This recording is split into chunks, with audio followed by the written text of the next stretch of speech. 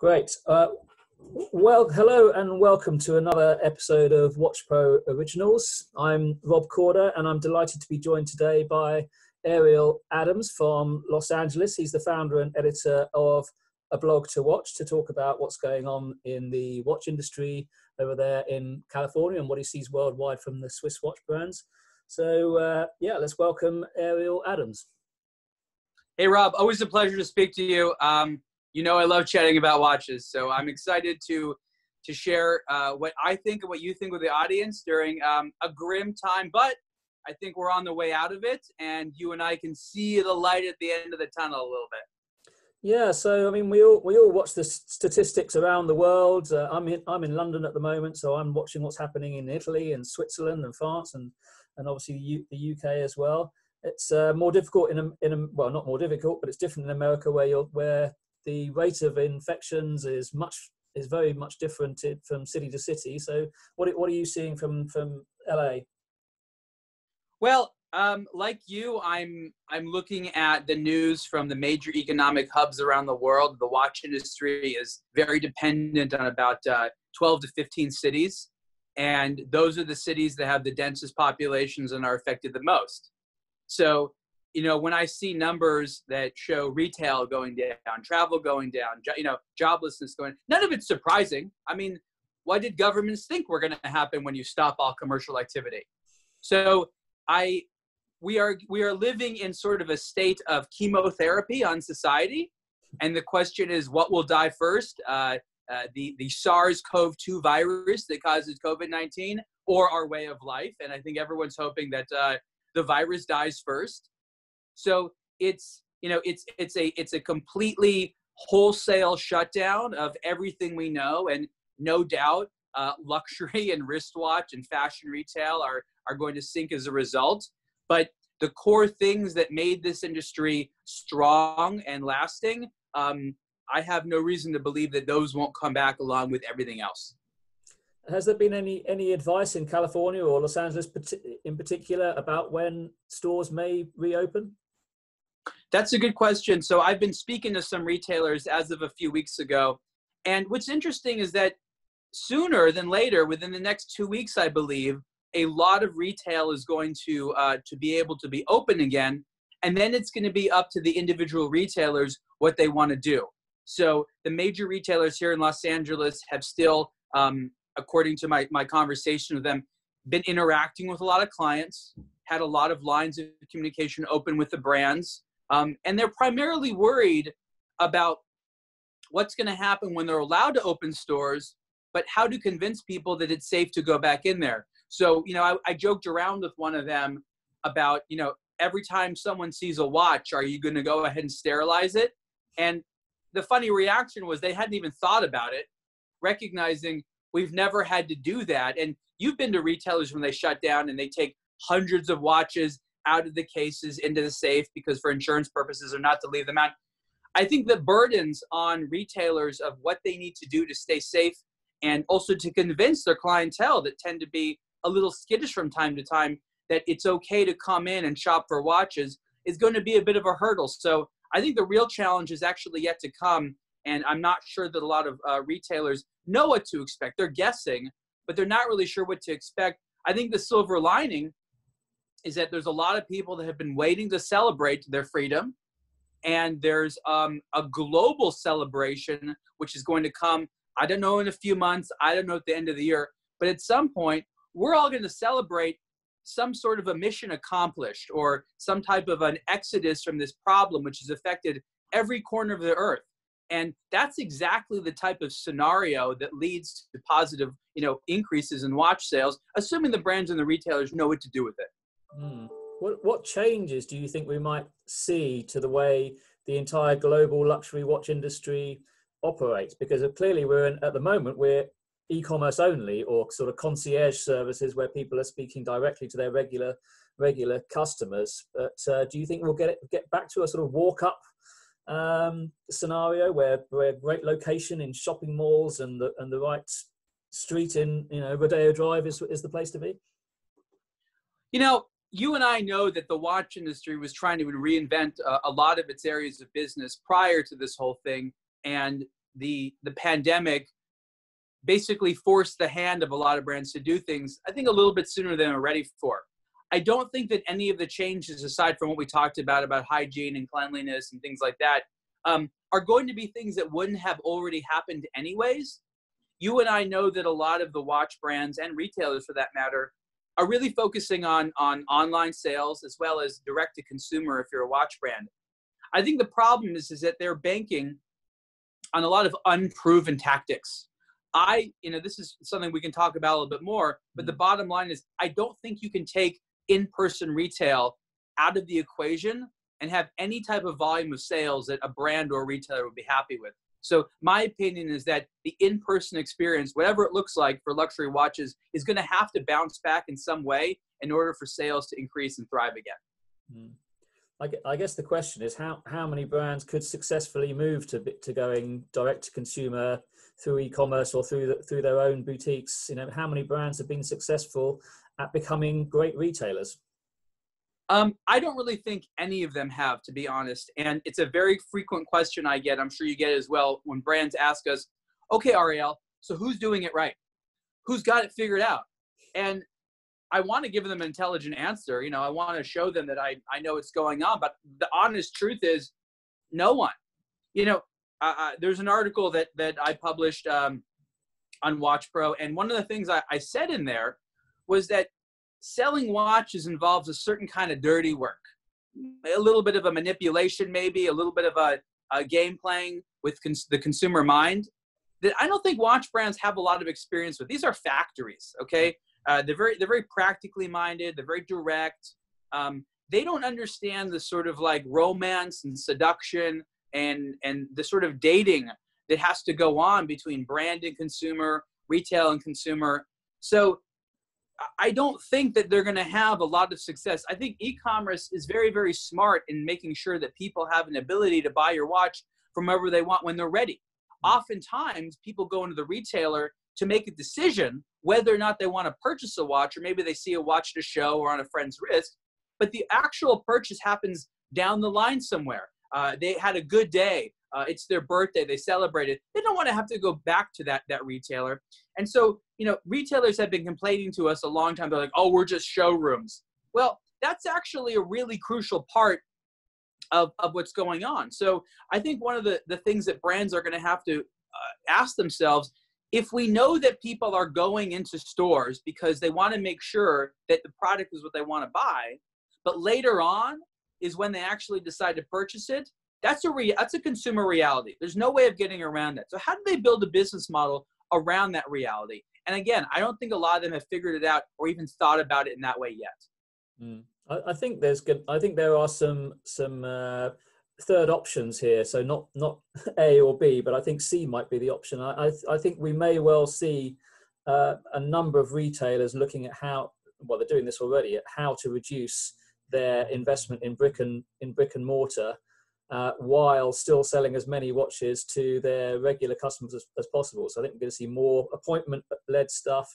I think we're going to see more of the AP house style of selling, where you don't necessarily need to be on the main street or the main shopping mall. You could be in a suite with beautiful furniture, like a boutique hotel suite where you're selling luxury watches in that way by appointment. I think we're going to see a lot more of that, but I suspect it's going to be the multi-brand retailers who adapt to that much more quickly than Swiss watchmakers.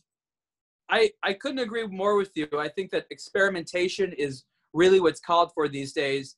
And you're right. I think that brands have figured out that while a tourist or a particular type of mainstream consumer does like to see your store or your name on a big luxury street, on a high street, the average watch consumer isn't particularly fond of that experience.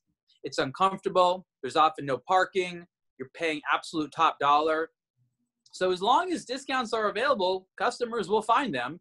I've actually ironically said over the years that I'm rallying against discounts. Not that there's anything wrong with it, but the propensity for consumers to expect a discount and to feel foolish, in fact, if they spend full retail, is somewhat of a disease that the brands need to figure out a solution to. And, I've said this for a long time, the retail experience is where the discount should be.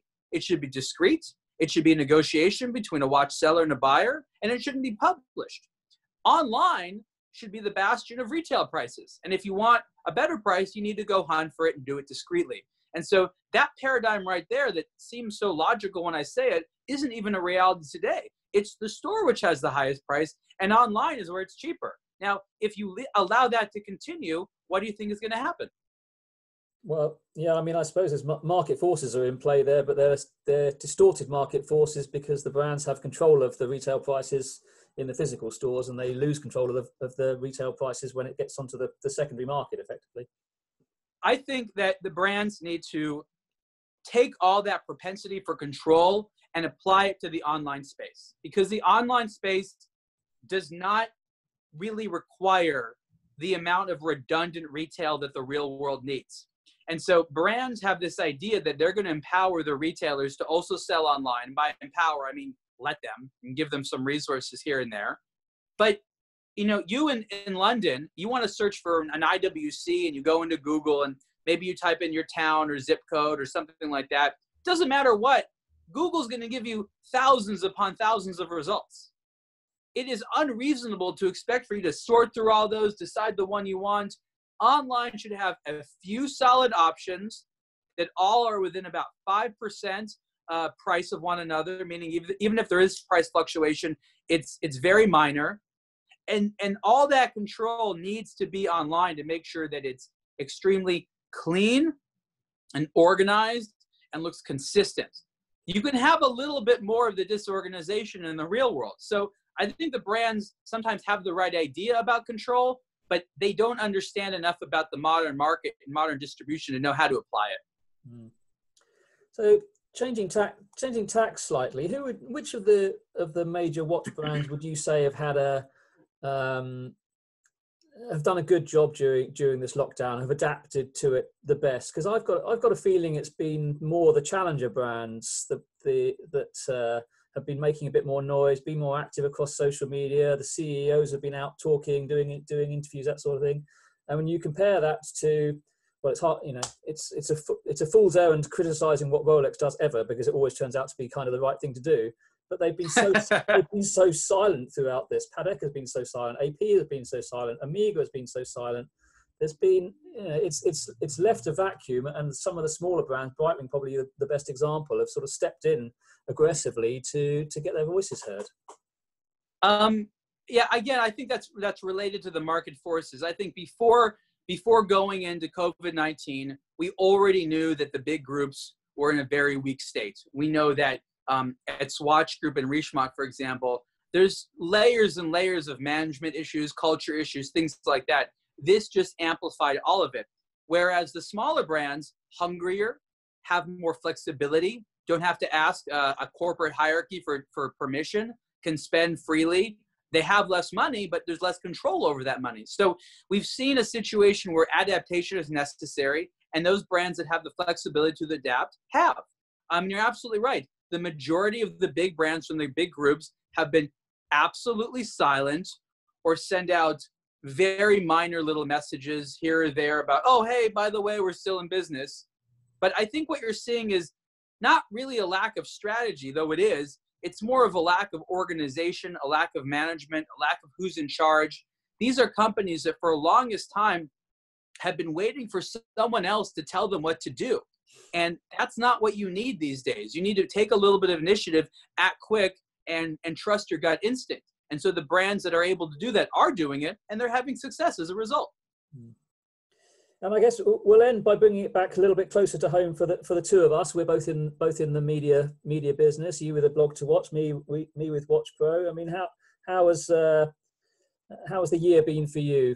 Let's say, you know, your expectations going into January, and then how it's unfolded differently. It's funny because January feels like an awful long time ago. Yeah. And I have to remind myself that my last trip of the year was actually in early March, which, you know, was not that long ago. It was actually almost exactly 2 months ago now.